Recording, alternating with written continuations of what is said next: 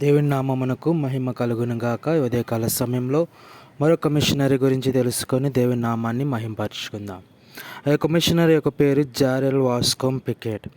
ఈయన ఫిబ్రవరి 21, 1890న టెక్సాస్లోని Jones విల్లేలో Linder liker గస్ picket మరియు లూడీ Carrington day దంపతులకు జన్మించాడు. మెథడిస్ట్ మత గురువు మరియు అంతర్గత సువార్థికుడు ఆయన తండ్రి అయిన లిండర్.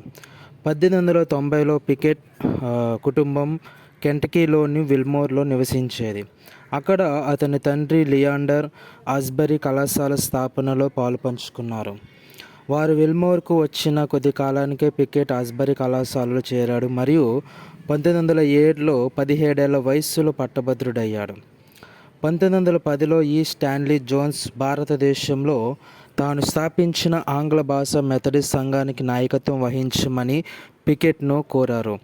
పికెట్ ఆ ఆహ్వానాన్ని అంగీకరించారు మరియు Methodist board of foreign mission ద్వారా భారతదేశంలోని లక్నోలో సేవ చేయడానికి నియమించబడ్డాడు.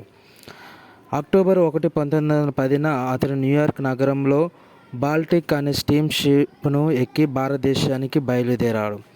3 నెలల తర్వాత జనవరి 4 నుండి 10, 1911 వరకు లక్నోలో జరిగిన మెథడిస్ట్ చర్చ్ యొక్క ఉత్తర భారతదేశ సమావేశంలో పికెట్ మెథడిస్ట్ చర్చ్లో పెద్దగా నియమించబడ్డారు. పికెట్ భారతదేశానికి తిరిగి వచ్చినప్పుడు అతను భారతదేశంలోని అర్రాలో ఒక బాలుర పాఠశాలకు నాయకత్వం వహించాడు. 1933లో Pickett Christian mass movements in India అనే గ్రంథాన్ని ప్రచురించారు. ఇది భారతదేశంలో చర్చ్ పెరుగుదలను నమోదు చేసి పరిశీలించింది. ఆ రచనలో పికెట్ వివరించిన సూత్రాలు చర్చ్ గ్రోత్ మూవ్మెంట్కు ఆధారమయ్యాయి. ఆ ఉద్యమానికి తొలి ప్రతిపాదకులలో ఒకరైన డొనాల్డ్ మెక్ గ్రవాన్ పికెట్ కొవ్వొత్తి నుండి నేను నా నిప్పును వెలిగించానని తరచుగా అనేవారు. 1935లో పికెట్ను central conference of southern Asia Methodist బిషప్గా అభిషేకించింది.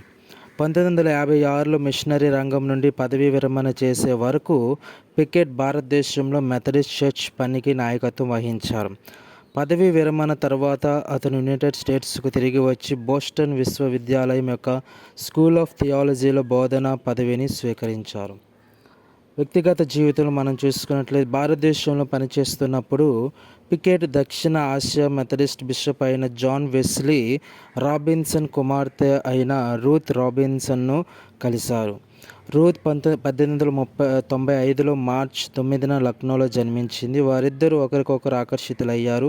కానీ రూత్ కళాశాల డిగ్రీని పొందాలని పట్టుబట్టి యునైటెడ్ స్టేట్స్కు తిరిగి వెళ్ళింది. అక్కడ ఆమె ఇల్లినాయిస్లోని చికాగోలో ఉన్న నార్త్ వెస్టర్న్ యూనివర్సిటీలో చేరి 1916లో పట్టభద్రురాలైంది. ఆ వేసవిలో పికెట్ చికాగోలో రూత్తో కలిశాడు. అక్కడ 1916 జూలై 27న వారికి వివాహం జరిగింది. పికెట్ దంపతులకు 4 పిల్లలు. వాళ్ళు ఎవరనగా ఎలిజబెత్, మిరియం, మార్గరెట్ మరియు డగ్లస్. వీరందరూ భారతదేశంలో జన్మించారు. అతని కుమార్తె మార్గరెట్ పికెట్ సాగన్ అమెరికన్ నటి అయిన లారా హరియర్కు అమ్మమ్మ. ఈ విధంగా అతను హరియర్కు ముత్తాత అవుతాడు. ఈ యొక్క పికెట్ పికెట్ 1981 ఆగస్టు 17న ఓహియోలోని కొలంబస్లో 91 సంవత్సరాల వయసులో మరణించున్నారు. అతని మరణానికి కారణం ఏమీ తెలియదు. ఈ విధంగా ఆయన ఎక్కడో యునైటెడ్ స్టేట్స్లో అమెరికాలో పుట్టి పెరిగి అక్కడ విద్యను అభ్యసించి మన భారతదేశానికి వచ్చి లక్నో ప్రాంతంలో ఆయన విశేషమైన సేవా పరిచయం ఆయన చేస్తున్నారు. ఆమెన్.